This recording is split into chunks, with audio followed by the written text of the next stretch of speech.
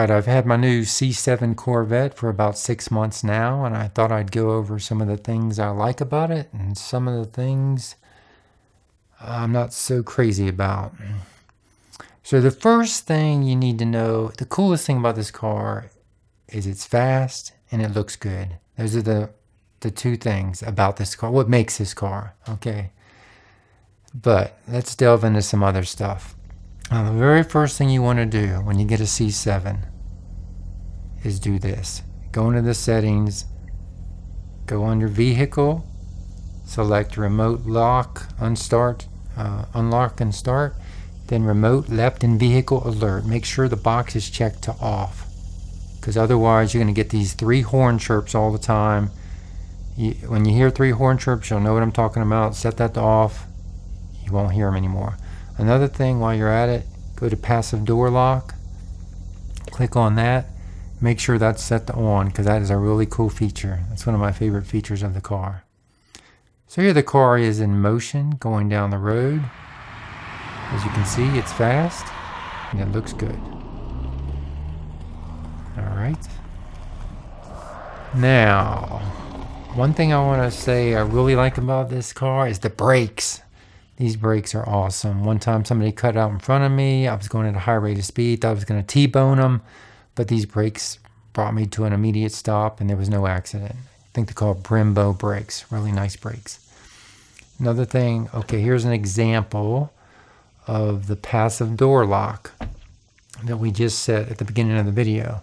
So as you can see, when you have the key fob in your hand or in your pocket and you're within 3 feet, the door will open up and not be locked. But if you move the fob more than 3 feet away, the car will automatically lock itself. You'll hear a little click, or you can set it to make a horn chirp if you want, or the lights will flash. It'll let you know that it's locked itself automatically, which is cool. Now here's another cool little feature. I don't know, I just like this. I'm going to bring it up. On most cars, you gotta cut the power button on and then you choose media, radio, or CD player, or whatever. With this car, you don't have to cut the power button on first. You can just go right to the radio button, turns the system on. So instead of 2 steps, it's just 1 step. I like that. The air condition and the defrost are just average. They were actually better in my last car, my 2013 Veloster. But in the Corvette, they're decent. Nothing to write home about, but they'll do. Now, again, I brought this up in my first video. You can't lean the seat back. That's a major bummer, but I've gotten used to it. I mean, I know the car is very low to the ground, so technically maybe it wasn't possible to make the seats lean back. Now, the tires will pick up gravel and stones and rocks very easily, so avoid streets with rocks on them. Now, check this hood out. Look how flimsy this thing is. I mean, I could literally break the hood off with my pinky finger. And this license plate holder on the front, same way. I bumped it off with my leg one time. It's just attached with plastic screws. Now, this is something you want to watch out for if you got long legs. When you get out of the car, you might actually hit the trunk open button because it's right there where your knee is. So if you come back out of work and you see the trunk is open, that's probably what you did. You accidentally bumped it with your knee. And the inside of the trunk is pretty much useless unless you have one of these thingamajigs. Link is in the description. Like for groceries, they'll flop all over the place without one of these net things to secure them. Now there is a deep little hidden secret compartment that you can put like milk in. That's kind of cool. Now another thing, check out the sound when you close the trunk. It's just not very pleasing. It's not pleasing to the ear. It gets on my nerves. It's not like a crisp, satisfying sound. There's no back windshield wiper. I really missed that. My last car had one, but I guess it wouldn't look as cool, on this car. It just wouldn't look right. But I gotta say, I do miss that back windshield wiper on my last car. Okay, now I'm gonna go over the 3 things that annoy me the most about this car. So number 3.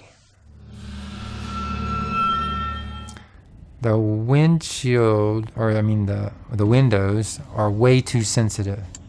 Okay, Now, if you want to just roll them all the way down or all the way up, that's easy. But say you want to roll them halfway down or about 3/4 of the way down, it's very difficult to do. They're so sensitive. Okay? Number 2. This temperature dial will drive you crazy. I mean, to go from all the way low to high, it takes like 2 full revolutions of the dial. So the problem comes in like on a cool spring or fall morning when you're going to work. You want warm air to come out, the hottest air to come out on the way to work, and then it gets hot in the afternoon, so then you got to dial it back to the lowest setting, and it just takes too long. And these are just to flick a switch. This is just too much. And the number one thing is here I'm spraying the car down with water. I'm simulating a rainfall. Notice this crevice. See how the water pulls up in the crevice and then tries to drip down into the window? Okay, here we are. Let's pretend we're going to work. It's dark out and it rained last night. So you get in your car and the windows are all fogged up. So you cut the defogger on and you roll down your windows. Now here we are in the daylight so you can see what happens. Water will drip in badly. I mean, look at this mess. If you don't have a towel with you, you get the whole inside of your car gets wet. So I'm just sort of driving around the block, and it happens on both sides, the passenger and driver side. So here's the passenger side. See all this water leaking in? I mean, come on. What type of engineering is that? I mean, it looks like somebody's taking a piss right there. Somebody is pissing in my car. You know, that's not cool. I mean, look at that. It's a mess. And just very annoying. So you gotta make sure after a rainfall you keep your windows all the way up until you've driven for about 2 or 3 miles. Okay, but as I said before, it's fast and it looks cool. Folks, let's talk about the C7 versus the C8 that just came out. The C8, just don't get it. I don't see what people see in it. I mean, it's ugly as hell. Doesn't look near as nice as this car. So what's going on here? Is it just me?